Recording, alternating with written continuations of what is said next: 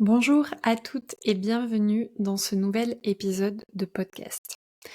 Aujourd'hui, j'aimerais vous poser une question simple mais puissante.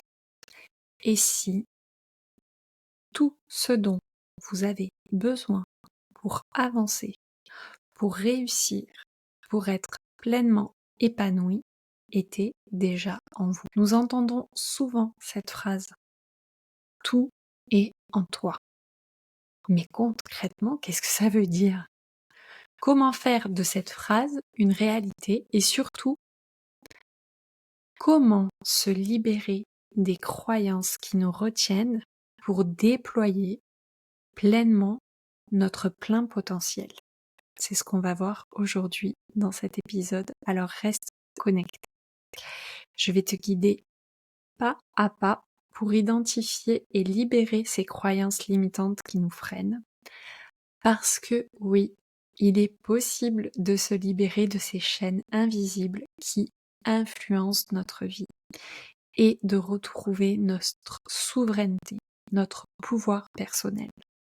Alors que vous soyez entrepreneur, maman mais pas que ça, on l'a vu dans le dernier épisode, ou en pleine quête de sens, cet épisode est pour vous.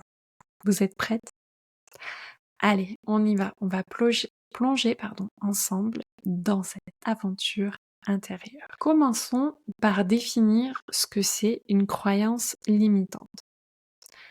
Alors, une croyance limitante, c'est une pensée ou des pensées, des convictions profondément ancrées et souvent inconscientes, qui influencent nos actions, nos ambitions et même notre perception de ce que nous méritons. Imaginez-les comme des petites voix intérieures qui chuchotent: tu n'es pas assez, tu ne mérites pas ça, ou encore c'est pas pour toi. Ces croyances proviennent de différents endroits. Notre enfance, nos éducations, la société et parfois même de la culture dans laquelle nous avons grandi. Elles sont comme des graines semées en nous depuis longtemps. Certaines ont grandi en nous parce qu'on nous a répété des choses encore et que la répétition fixe la notion. D'autres, en revanche, viennent des expériences de vie ou de la façon dont on a interprété certaines situations. Il y a 3 grandes catégories de croyances limitantes que je veux partager avec vous aujourd'hui. En 1, les croyances que nous avons rejetées. Celles-là, on les a identifiées, on les a comprises et on a fait le travail pour nous en libérer. C'est un véritable acte de souveraineté de pouvoir dire: non, cette croyance, ça me définit pas. C'est pas moi. Donc non. Ensuite, il y a les croyances qui tombent progressivement. En évoluant, certaines croyances disparaissent d'elles-mêmes parce que nos expériences les remplacent par des vérités plus alignées à qui nous sommes véritablement. Et enfin, il y a les croyances enfouies, les plus profondes, celles qui sont bien enracinées, celles qui sont le plus difficiles à dénicher. Elles sont subtiles, perverses et elles créent parfois un déséquilibre dans notre vie sans que nous sachions exactement pourquoi.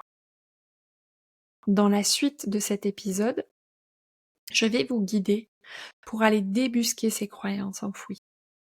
Parce que pour retrouver notre souveraineté, il faut d'abord comprendre ce qui en nous a besoin d'être libéré. Alors, comment savoir si une croyance limitante enfouie nous bloque?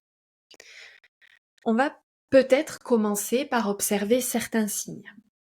Un manque de clarté sur vos objectifs, le sentiment d'être bloqué ou de toujours répéter les mêmes schémas, que ce soit dans le domaine professionnel relationnel ou même dans la confiance en vous. Ça peut être aller toujours vers des mecs toxiques ou bousiller une relation ou changer de travail sans arrêt. Ça peut être des choses qui vont venir se répéter. Par exemple, prenons quelques exemples de croyances limitantes fréquentes. Peut-être que vous-même vous reconnaissez, vous allez vous reconnaître, dans l'une d'entre elles. Je ne suis pas assez intelligente, pas assez compétente, pas assez forte, pas assez diplômée, pas assez formée, pas assez grande, pas assez mince, pas assez. Je ne suis pas assez. Je ne mérite pas le succès. Cette idée qu'il faut mériter pour recevoir. Je dois prouver ma valeur, comme si chaque pas que vous faites devait être justifié. Je dois prouver ma valeur. Mais maintenant, on va passer aux outils d'introspection. Pour identifier vos propres croyances limitantes, je vais vous proposer des exercices. 3 exercices. Le premier, ça va être l'exercice de l'écriture libre.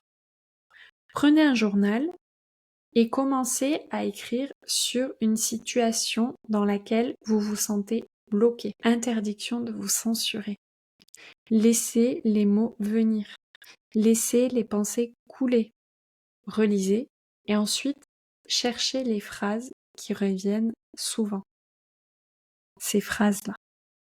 C'est là-dedans qu'elles se trouvent, vos croyances cachées. Ensuite, il y a un deuxième exercice, c'est l'exercice de la méditation guidée. Prenez quelques minutes pour visualiser une situation qui vous pose problème. Fermez les yeux et plongez-vous dans cette scène. Ressentez ce qui se passe en vous. Écoutez les pensées qui apparaissent. Vous pourriez être surprise de découvrir des messages que vous vous envoyez à vous-même. Et enfin, 3e exercice, le questionnement des croyances. Et ça, c'est mon préféré. Je l'adore celui-là.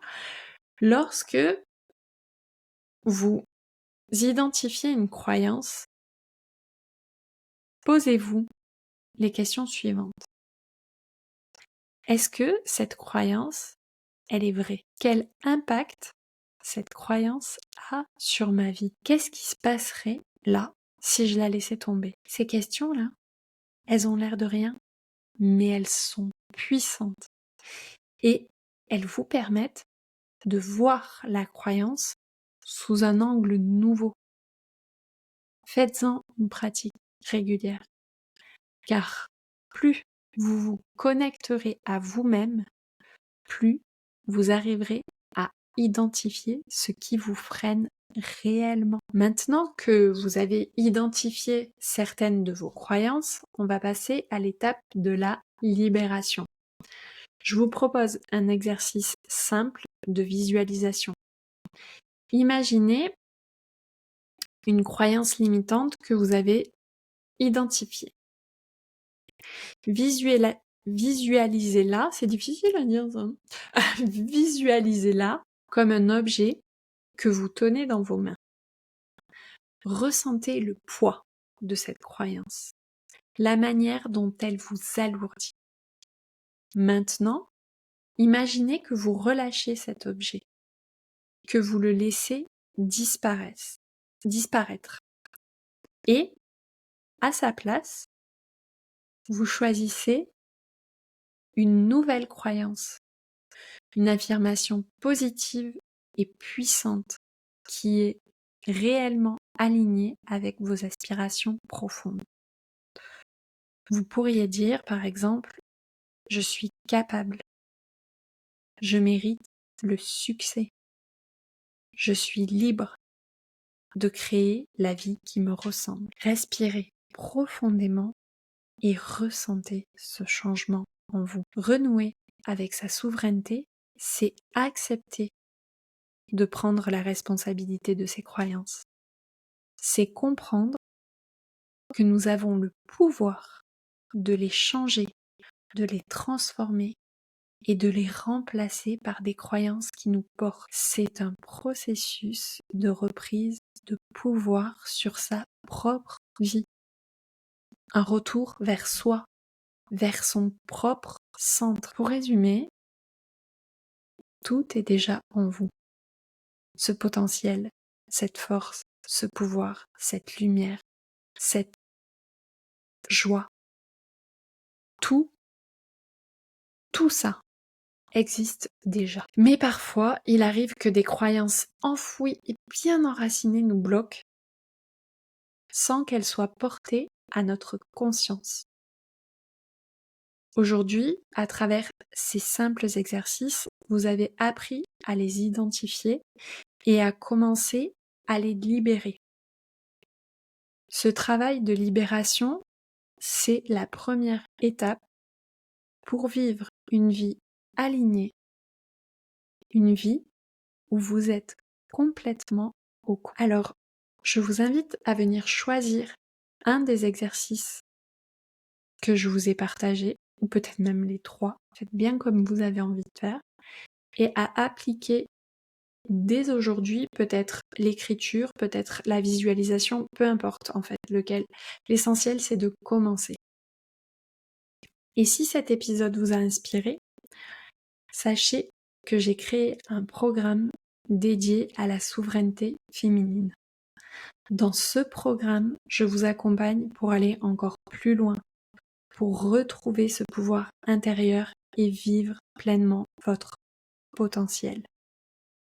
Pour celles qui veulent aller encore plus en profondeur, ce programme est là pour vous. Merci d'avoir écouté cet épisode. Rappelez-vous, tout est en vous. Il est temps d'aller chercher cette essence, de libérer ce qui vous freine et d'avancer vers la femme souveraine que vous êtes. À très bientôt. D'ici là, prenez soin de vous et passez une excellente semaine. À très bientôt.